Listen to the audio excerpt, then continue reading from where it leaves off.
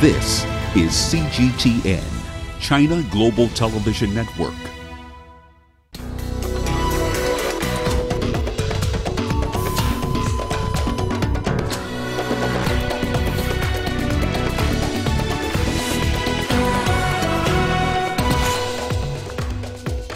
The government in DR Congo blames opposition leaders for the spike in violence ahead of a presidential poll. Experts seek solutions to regional security threats at a conference in the Sudanese capital. And what South Africa is doing to avoid the high number of road accidents associated with the festive period. Hello and a warm welcome to Africa Live from Nairobi. I am Peninah Karibe. Also coming up this hour. Implementing the Africa Continental Free Trade Area, the main focus at the Africa Trade Fair in Egypt. And South Africa's renowned Soweto Choir showcases its singing talent in the US. And we start in the Democratic Republic of Congo, where the government is blaming opposition leaders for the latest upsurge of violence in the country. The government specifically pointed at opposition coalition candidate Martin Fayulu. A recent fire took out at least 7,000 voting machines and poll booths were also banned. Fayulu's camp denied the allegations and denied any involvement in the fire at the Electoral Commission warehouse in Kinshasa. These developments have raised anxiety about the country's capacity to hold a credible presidential poll that's scheduled for December 23rd. There is hardly any doubt that what this inconsistent political actor aims at is multiplying incidents in order to prevent other rival electoral platforms belonging to the ruling majority as well as to the opposition he belongs to deploy themselves and properly campaign and thus hamper the electoral process. Well, the United Nations has expressed concern over the use of excessive force by security forces against opposition rallies ahead of the general election in the Democratic Republic of Congo. Authorities in Kinshasa have been called upon to ensure the rights to freedom of expression and peaceful assembly are fully protected. Tensions are rising ahead of the December 23rd poll. 5 opposition supporters were killed earlier in the week as they gathered to welcome rival opposition candidate Martin Fayulu as he campaigned in the southeast. The High Commissioner says she is deeply worried about the reports of excessive use of force, including live ammunition by security forces against opposition rallies. She is also concerned at reports of the use of inflammatory speech by political leaders. Just days ahead of crucial elections in the DRC, it is essential that the authorities ensure that the rights to freedom of expression and peaceful assembly are fully protected, and that they take all possible measures to prevent violence. And staying in the DRC, thousands of its citizens live in Congo-Brazzaville as the December 23rd elections near. Many are watching to see if their country will be safe to return to. Jean Bienvenu is a former associate of opposition politician Jean-Pierre Bemba. In 2008, he had to leave his hometown of Kinshasa, fleeing state persecution. He is now among some 15,000 citizens of the Democratic Republic of Congo, now living across the border in Congo-Brazzaville. It's very tough seeing what's happening in Kinshasa, but not being able to go back. It's not easy. According to the United Nations Refugee Agency, nearly 750,000 Congolese have fled the various conflicts in their home country. So far, Uganda has taken in the most Congolese refugees, with many living in harsh conditions in camps surrounding Lake Albert. Jerome has lived here since the age of 9. He is not optimistic about the likelihood of change in his country of origin. Why would I go back to the Congo? I just have to come back here again because of the war. Some refugees have put down roots in their host country, like here in the Zambian capital of Lusaka. Bernard Pierre-Marie Lukungu has lived here since 1993, and he also has his worries about the election back in the DRC. We are almost 25,000, and if truly things will go, haywire, we're afraid many will enter Zambia. And then it is a situation that we don't want to happen, because this will destabilize this country. We don't want that. They hope that the upcoming election will bring change that will allow their lives to return to normal. If not, many may choose to join the large community of citizens who have sought to live their lives elsewhere. Astatal, CGTN. Meanwhile, according to the United Nations, 1 in every 7 people is in need of assistance and protection in the Central African region. Director for Operations and Advocacy at the UN Humanitarian Office, Rina Gelani, says about half of those requiring humanitarian assistance and protection in Central Africa are found in the Democratic Republic of the Congo, adding that the humanitarian situation there is one of the world's largest and most complex crises. Gelani says attention given to the Ebola outbreak should not overshadow simultaneous crises facing the DRC, including the largest cholera outbreak in 15 years and increased insecurity in the east. Over the past 6 months, the humanitarian crisis in Central Africa have not only persisted, but several have grown further. Many of the crises are rooted in ongoing armed conflicts. Strengthening the protection of civilians, a core issue on the Security Council's agenda, is of utmost importance in this region. In South Sudan, humanitarian groups are appealing for $1.5 billion to provide urgent and life-saving assistance in 2019 to 5.7 million people affected by conflict, hunger and displacement. CGTN's Patrick Oyet reports. Aid agencies say South Sudan remains in the grip of a serious humanitarian crisis. The effects of years of conflict and violence against civilians have destroyed people's homes and livelihoods. Almost 2 million people are internally displaced and 2.2 are outside of the country. And the estimation for this year, for the number of people who require assistance, is still roughly about 7 million. Same as in last year. South Sudan's government says it's doing all it can to end violence in the country. Peace has come home, and with peace it does not mean that the suffering, the need will vanish. It's actually the need will increase, because a lot of people will be coming, a lot of expectations, and people want to leave and want to go back to their villages, especially the IDPs and refugees who are in the neighboring countries. So there will be a lot of influx of people coming back home. The UN says this year alone, more than 4.7 million South Sudanese people have been assisted with food, health, water and sanitation, education, livelihoods, nutrition, as well as critical protection services. The latest peace deal is bringing much hope here in the country that the agreement could bring prosperity in the country, but because of the long years of the civil war, it will take some time for the population to fend for themselves. Patrick Oyet, CGTN, Nimule, at the South Sudan-Uganda border. To Kenya now, and the Chinese embassy on Friday held a reception marking the 55th anniversary of the founding of China-Kenya diplomatic ties. The embassy's chargé d'affaires Li Shuhang praised the growing relationship between the two countries, adding there was room for more cooperation. The chief guest, Rafael Tuju, commended China for its assistance in various fields. He praised Chinese firms for the commitment to corporate social responsibility. Several students were awarded the Chinese Ambassador Scholarship, part of an annual program, and will now attend Chinese universities for further studies. A scholarship check of $10,000 were also handed over to a number of educational institutions. The two countries have cooperated on trade, security and cultural exchanges, with China becoming Kenya's largest trading partner. The relationship between China and Kenya has also experienced rapid development.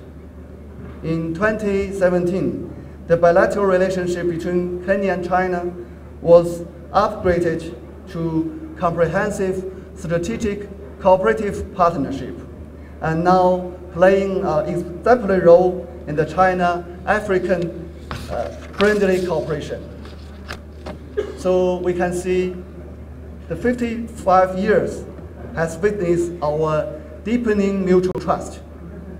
During the bilateral meeting between His Excellency Uhuru Kenyatta and His Excellency Xi Jinping in November 2018, both leaders acknowledged that cooperation between the two countries was at their best level ever. Kenya and China are cooperating in strategic development projects such as agriculture, modernization of infrastructure development in the infrastructure field, industrial relocation, and technology transfer. You're watching Africa Live. Time for us to have a quick break. Here's what's coming up. Experts seek solutions to regional security threats at a conference in the Sudanese capital. And what South Africa is doing to avoid the high number of road accidents associated with the festive period.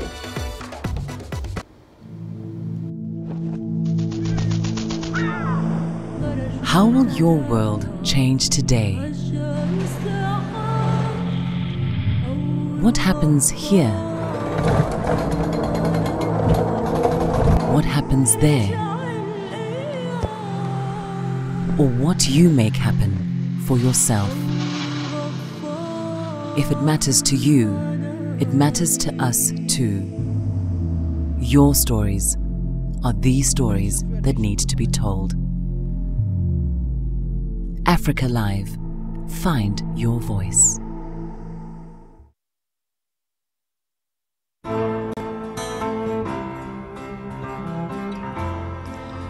My home country lies at the foot of Africa, the southernmost tip of our beautiful continent, and the unique point at which two great oceans meet. Now on a clear day in Cape Town, you can just make out Robben Island, the place where Nelson Mandela was jailed for so long. South Africa has changed so much in the years since then, but it is this country's history that shaped me and took me into reporting. I'm inspired by Africa's men and women of courage. It's the everyday hero who brings out my passion. The creatives, the decision makers, the risk takers who are shaping a bright African future. I see them in Cape Town. I see them in the pulsating city of Johannesburg. I see them across the continent, and I know our time has come. CGTN is a platform where African voices can speak for themselves and take their stories to the world. My name is Lindy Mtongana, and I'm a news anchor and reporter for CGTN.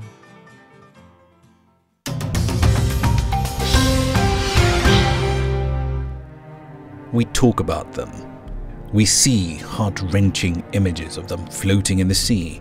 We see them struggling to start a new life. But what are we doing to help the millions of African migrants who are searching for security and a better life beyond the continent? This week on Talk Africa, we're at the UN conference in Morocco, where world leaders met to adopt the Global Compact on Migration. To find out what has been put in place, join us this Saturday at 17:30 GMT, only on CGTN.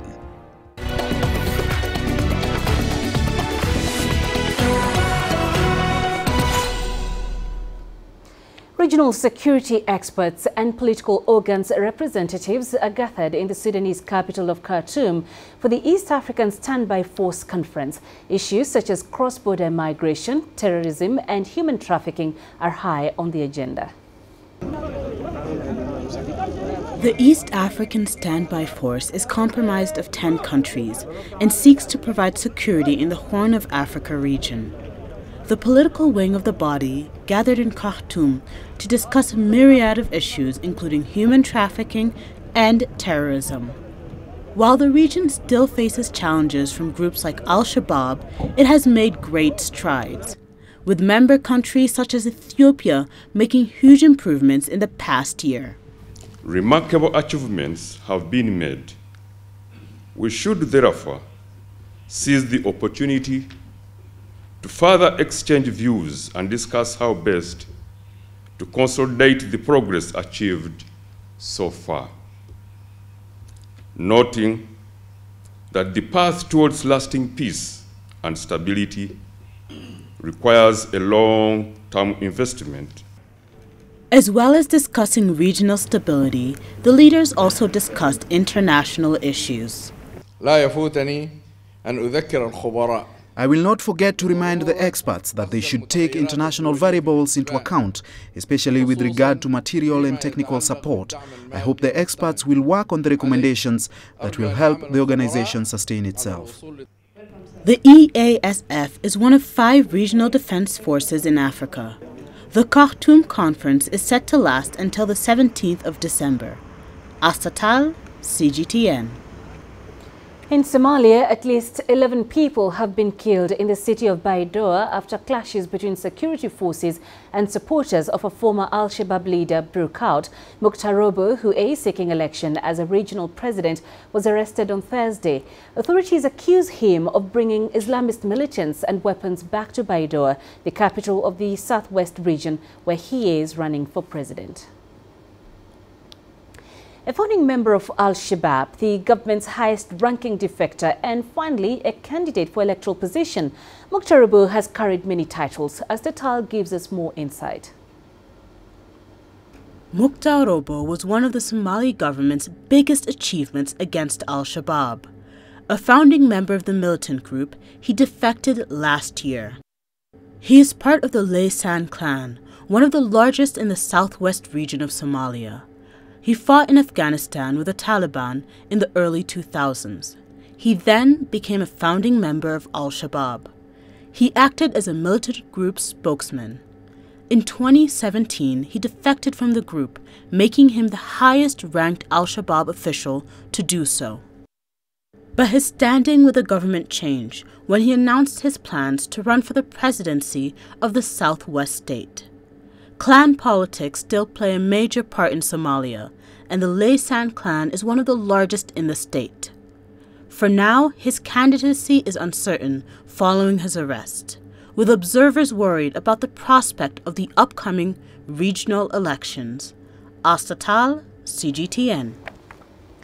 Former Ethiopian President Girma Wolde-Giorgis has died at the age of 94. Girma served Ethiopia as president for 10 years and was also one of the longest-serving civil servants in the country.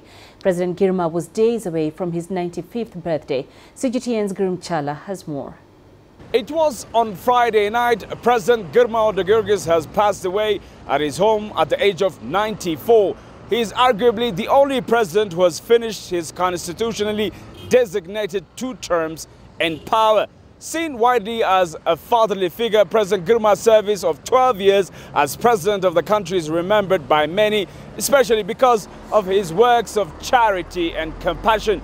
However, inside Ethiopia's parliamentary system, presidents mostly have sort of ceremonial duties and responsibilities. The real authority belongs to the Prime Minister.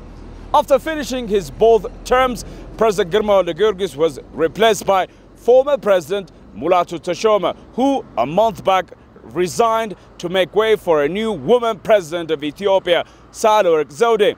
Former President Girma Wolde-Giorgis has served his country from the military to being a member of parliament and by heading different institutions of the nation. The deceased Ethiopian president was days away from his 95th birthday. Ethiopia is mourning its loss. Group Data CGTN, Addis Ababa, Ethiopia. The Egyptian armed forces says it recently killed 27 militants in North Sinai and near the western border with Libya. More than 400 suspects and convicts at large have been arrested. The announcement was made as part of the progress report of Operation Sinai 2018, the biggest anti-terrorism military campaign in the country so far. Here's Adel Mahri with more. The Egyptian Armed Forces has released its 30th progress report for Operation Sinai 2018. As the counter-terrorism campaign enters its 11th month, the military spokesman announced the death of 24 militants in North Sinai. Their identities have not been disclosed. It's an unprecedented campaign. The numbers indicate that the terror organization's influence is coming to an end. Therefore, their offensive power has been significantly diminished almost entirely. The measures taken by the Egyptian army were very successful. They are boosting stability in the region. According to the statement, 344 improvised explosive devices have been found and successfully defused. Army troops have also discovered 342 hideouts that had weapons and explosive material. The numbers are staggering. I trust the army's numbers reported. It's a benefit to say the threat is less. We must confess that there were security failures in the previous years, which has led to this immense base of the terrorists. We must also understand what the terrorists have built in years will not be destroyed in a few months. Yet I would say that we've destroyed more than 90% of the threats of these terrorists. 4 underground tunnels have been also found and destroyed in North Sinai. The Egyptian Armed Forces says the threats extended to the Egyptian western and southern borders near Libya. 61 vehicles have attempted to breach the borders. Operation Sinai 2018 was originally planned to be 3 months long. But the deeper the military infiltrated these militant groups, the more it realized that this counter-terrorism campaign must take all the time it needs to put a permanent end to these terrorist groups. Adel Mahroui, CGTN, Cairo. The first pace of population growth in Egypt is having a negative social and economic impact on the North African country. The rapporteur of the National Council of Population, Dr. Amir Hassan, said the number of Egyptians living in the country has reached 98 million. Hassan warned that if the current growth rate continues, Egypt will be home to 119 million nationals by 2030. Yasser Hakim has more. According to National Survey Institute, CAPMAS, a new baby is born every 15 seconds. That amounts to over 2.5 million newborns every year. The country doesn't have the proper services and infrastructure to maintain such a fast-growing nation. The government has been complaining that the high birth rate is hindering economic reforms. This huge population growth needs more services on an annual basis. For example, more healthcare, more hospitals and schools to provide the necessary education. But the state budget cannot withstand such increases. It requires a high 7% economic growth to keep up with the birth rates. Currently, the economic growth is 4%, and the government is targeting 5.5% in 2019. This means aggressive economic reforms would not be effective at this rate. That's why the government has put in place a national strategy to reduce population growth. Besides the ongoing awareness campaigns, which alone are not enough, the government has issued a law to be adopted in 2019 whereby the families with more than 2 children will not benefit from the monthly food subsidies or any other education and monetary benefits supplied to the poor. The government has also embarked on huge mega projects to construct 13 new cities, including a new administrative capital, to create homes for the growing population. At this rate, the population will increase from 98 million to 120 million by 2030. But the government hopes it can target 111 million instead of 120 in the next 10 years. Yes, Hakim for CGTN, Cairo. Traffic authorities in South Africa say that there is an urgent need to enact stringent laws for motorists. This is to shift their attitude in efforts to successfully deal with current high road death toll. Traffic volumes across the country's major holiday destinations continue increasing as motorists make their way to their preferred holiday destinations. CGTN's Yolisa Njamela has this story. Traffic officials have their hands full on a constant basis as motorists and their passengers make their way to different destinations. The volume of traffic going out of the economic hub, Gauteng province, has been steadily increasing. And the number of fatalities on the roads continues to be a source of worry for authorities. At this time of the year, thousands of people travel to their homes, to holiday destinations and to places of worship. Others travel to neighboring countries such as Zimbabwe, Botswana and Mozambique. Roadblocks and traffic law enforcement operations have been intensified this week as it is the second peak travel period. Traffic officials are deployed across the country to ensure safety of the travelers. Without this kind of visibility, the kind of accidents definitely would have increased. If there was no police visibility, if there were no roadblocks, if there was no drunken drivers arrested and reckless drivers arrested, the accident rate would definitely have been even higher than what it currently is. A number of arrests have been made. The arrests are for, amongst others, drunken driving, speeding, and reckless road behavior. We're also checking on driving licenses and also to see that vehicles are roadworthy, that the license discs on the vehicles are valid, and for general road safety. And the importance of being visible, especially at this time of the year, with many people going onto the roads, with many people driving from one province to the other because it's festive, other people are going on holiday, others are going to visit friends and family. So the increased police visibility is definitely important to help to reduce road accidents and fatalities and to improve or to sustain safety on our roads. Traffic officials intensify their operations on weekends as drunken drivers increase during this time. What we have done differently this year is that we are focusing also on Operation Nightlife. That is when officers go to places of entertainment and nightclubs, because that's where it starts. People drink too much at the nightclubs and then go home driving vehicles under the influence of alcohol. So we see that there's compliance at the nightclubs. We also check to see that the owners of these different nightclubs and places of entertainment are complying with regulation. Authorities will continue to be on high alert with several roadblocks in place to ensure that motorists obey the rules of the roads and arrive safely at their destinations. Peter Salama for CGTN in Johannesburg, South Africa. The World Health Organization says vaccine research among multiple pharmaceutical companies is key to containing the current and future Ebola outbreaks.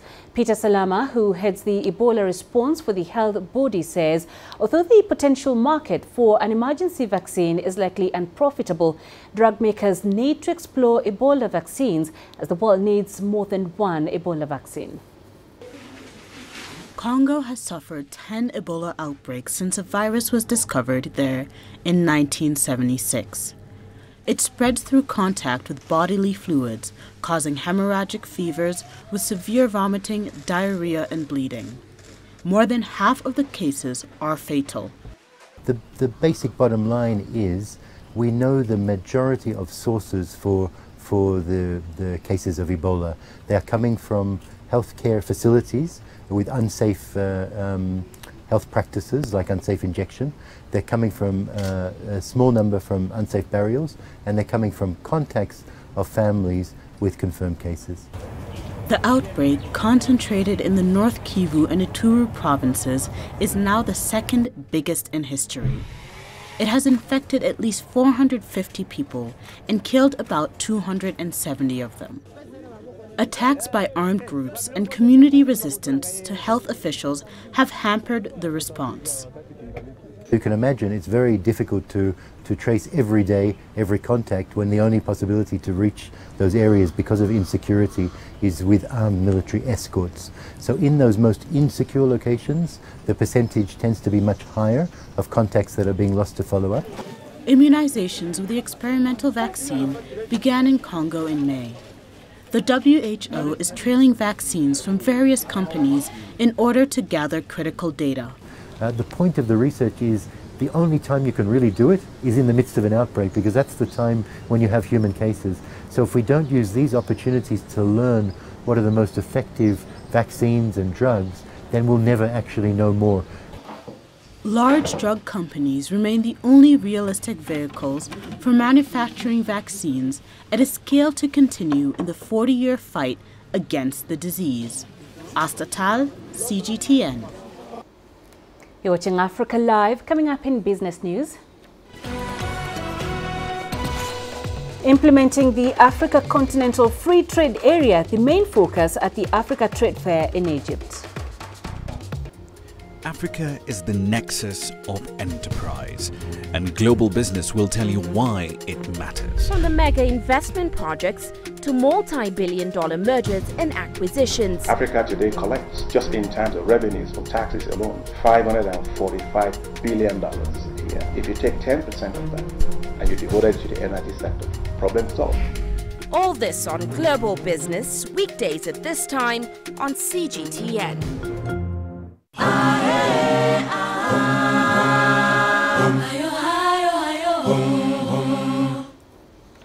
African trade ministers have held their 7th round of the African Trade Ministries meeting, this time in Cairo, Egypt, to follow up on progress towards adopting the African Continental Free Trade Area.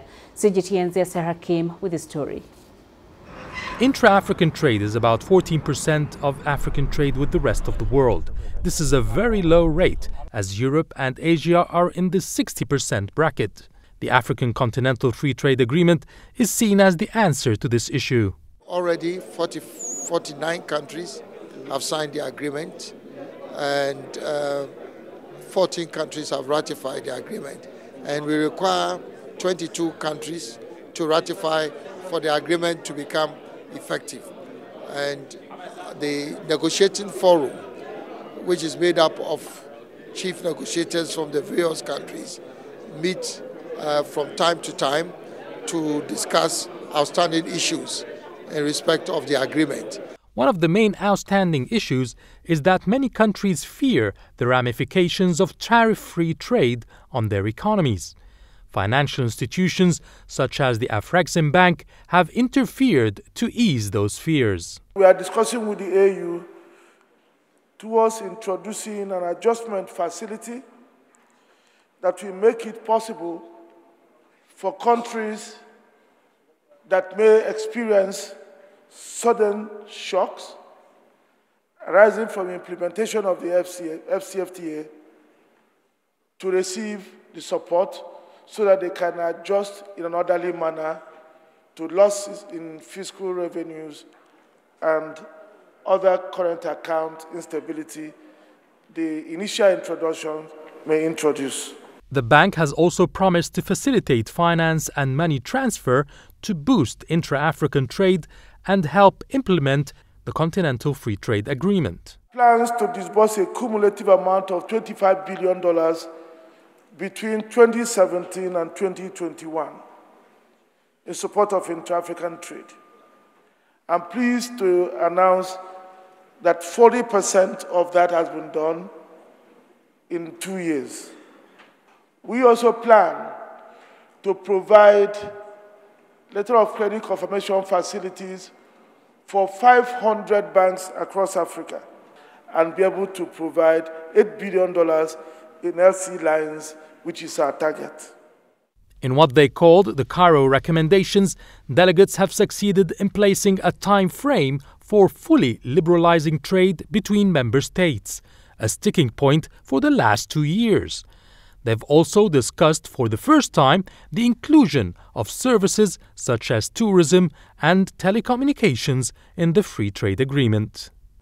The recommendations set up by the African ministers' meetings here in Cairo will then be delivered to the relevant heads of states, governments and assemblies for ratification, hoping that the African Free Trade Agreement would then be ratified and put into effect by 2019. Yes, Hakim for CGTN, Cairo. E-commerce in Ethiopia is in its infancy. Many businesses are yet to fully adopt digital technologies, and some citizens lack trust in buying online. For businesses that are attempting to explore e-commerce, the regular shutting down of the internet by the government can disrupt that strategy. CGTN's Coletta Wanjohi reports from Addis Ababa. 2 years ago, Getane Shambel opened up a website called Kedame Gebeya, which has over 600 companies displaying their goods. When an order is made, Getane pays the seller, then delivers the item to the buyer. He charges the buyer 6% of the value of the products. He doesn't charge the sellers in order to encourage more to enlist. But business hasn't been easy. There are problems in his website in a month. He says he would make even more if internet connection was more reliable. The good news is now government is selling the minority share of the telecom company to investors and foreign telecom companies. That will... Eden Saleh is opening up her own website, Yada Technology, to sell products and services online. She worked for an international e-commerce company that closed last year because of a tough business climate. She says the lack of an online platform until we come up with the efficient online system, online payment system where people can order things and then pay right away. She hopes the government will make internet access easier. Internet has become a strong economic growth drive in the world, so Ethiopia shouldn't be an exception to this. So we should understand that internet is not just a social media platform or just people can get connected, but it's also a business that can grow a country economy. In 2017, it is estimated the country lost over $100 million following its 36 days of complete internet shutdown and 7 days of social media restrictions. In August this year, the government shut down internet in its eastern region following violence, and in October took Addis Ababa offline for several hours. The government has cited security reasons for the restrictions. Ethiopia is yet to have a law that specifically boosts and governs e-commerce. Investors in this industry say the government is yet to fully appreciate that this industry can offer the much-needed employment, especially for young people around the country. Colette Wanjohi, CGTN in Addis Ababa, Ethiopia. In Uganda, several aid agencies are seeking ways to support refugees in the country. One initiative is a refugee Christmas market, which has been organized in the capital, Kampala. Asylum seekers sell handmade products to earn an extra income. CGTN's Isabel Nakiria reports. 10 years ago, Mambe Malulume fled fighting in his native Democratic Republic of Congo and came to Uganda. But for the 64-year-old, making ends meet in Kampala has been a struggle. You can see I'm an elderly person. There was not much income in tailoring, but I would make enough to survive. I would sew some clothes and take them to the National Theatre to sell. Slowly things are changing. Mambe joined a group of elderly refugees, and together they've managed to set up a crafts workshop in the city. His items go for about $15 each. I was a craftsman in Congo, so I knew how to produce art. I have also trained many refugee children around Kampala. Uganda is home to around 1.4 million refugees, and thanks to a government policy, asylum seekers are allowed to work and earn some money.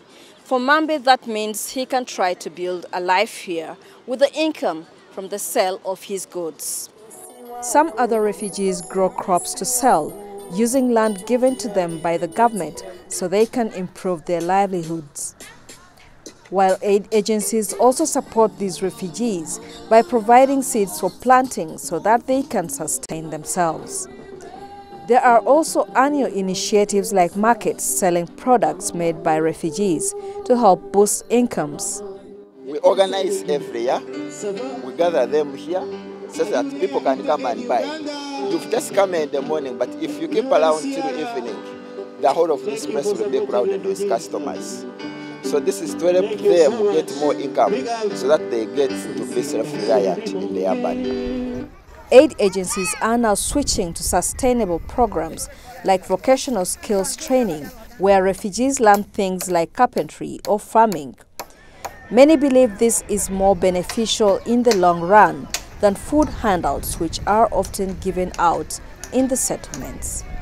As for Mambe, he says he'll continue carving a life for himself out of wood here in Uganda and has no ambitions to move back to the DRC. Isabel Nakiria, CGTN, Kampala. The first ever cannabis expo on the continent is currently being showcased in Pretoria, South Africa. The cannabis industry is fast growing. According to Grand Review Research, globally, the legal marijuana industry is expected to reach $146 billion by 2025. CGTN's Olisan Jamila has this story. The exhibition is the first of its kind since the historic Constitutional Court ruling that legalized cultivation and possession of cannabis in personal spaces. It remains illegal to trade in dagga or in seeds. Therefore, no puffing of cannabis or getting stoned is allowed here. This multifaceted expo provides visitors with everything they need to know about the cannabis industry from local and international experts. There's a wide range from hemp-made products to medicinal ones and bigger commercial enterprises here. There have been cannabis expos all around the world, and we felt it was high time that Cannabis Expo, the Cannabis Expo came to South Africa. So this really is, it's a melting pot of the entire cannabis industry, global, local. We've got a lot of local players, but a lot of big multinationals here as well. And it's everything from the agricultural side of cannabis to hemp, to the medicinal side, to the recreational side, and of course the business side of cannabis. Visitors will be able to learn about the laws around cannabis, how to get a grower's permit, what tools and lights are needed to grow the best crops, and the wide range of health benefits of the plant. There's still a little bit of stigma around cannabis. There's still, there's still perceptions out there. We're inviting people to actually come and experience the many, many, many beneficial properties of cannabis, whether it's from the health side, whether it's from the business side, what it can actually do, whether it's for helping impoverished communities. Here, you will also find cannabis-based oils and creams, cannabis-infused energy drinks, hydroponics, and exhibitors from across the cannabis business spectrum. The Cannabis Expo gives us a platform in which we can expose our product to a wider market. And it not only gives us an opportunity to sell, but to educate the market about cannabis energy drink. International and local experts are also here to explain the legalities of using the plant. It's a very strange space that the cannabis laws are in at the moment, between the constitutional court's, declaration of constitutional invalidity of certain of the laws that prohibit the use, cultivation and possession of personal use amounts of cannabis on the one hand, and also just where we're going in the future. So it's really here to educate and to help people going through and to be involved with the industry as it grows and develops in South Africa. It's a very exciting time. The 4-day event will be hosted annually around the country, moving from Cape Town and Durban to Pretoria. Yuli Sanjamela for CGTN, Pretoria, South Africa. You're watching Africa Live. Coming up after the break.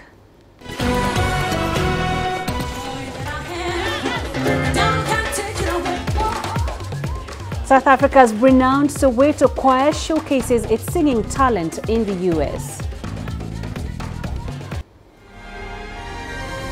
The greatest journeys, the greatest sights, the greatest adventures. Here in Peninah, this weir allows the locals to walk on water. We're far more than just TV news. We're your passport to the wonders of Africa. To bring you stories of struggle, survival and hope.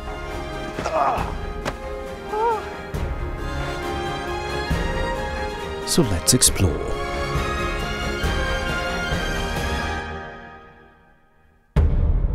CGTN. See the difference.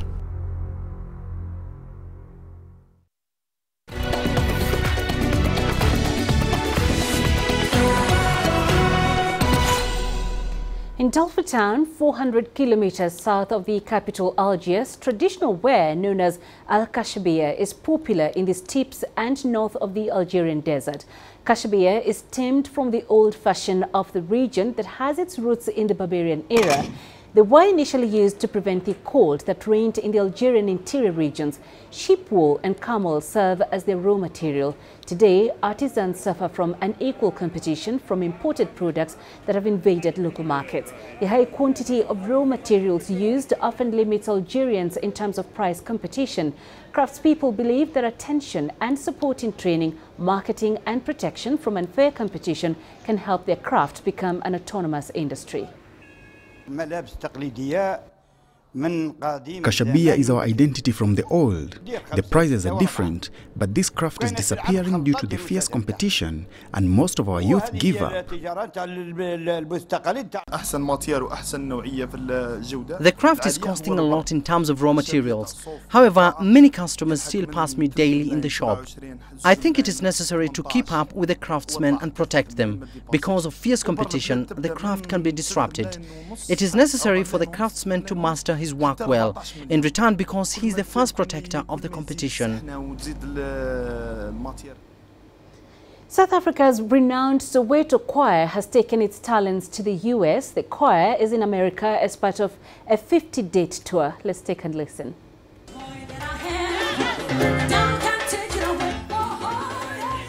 The Soweto Gospel Choir has crossed over the Atlantic and is electrifying America with their talent. The choir is currently touring the US with their new album, Freedom, a tribute to the late Nelson Mandela. As always, they're trying to show a more diverse side of Africa. And that's what we're trying to tell the world, that Africa is not all about poverty, but Africa is all about positiveness and being the best. The group has already received 2 Grammys and collaborated with top artists like Celine Dion.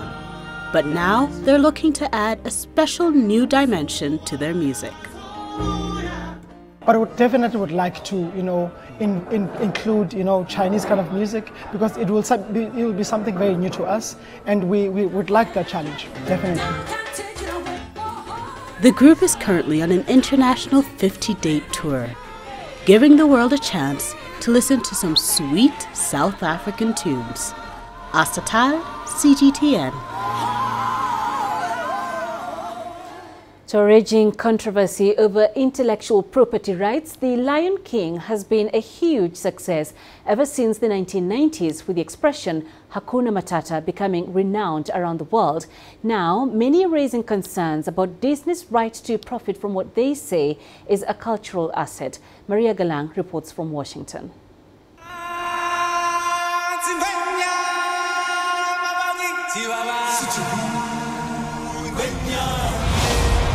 The Lion King, a much-anticipated live-action remake.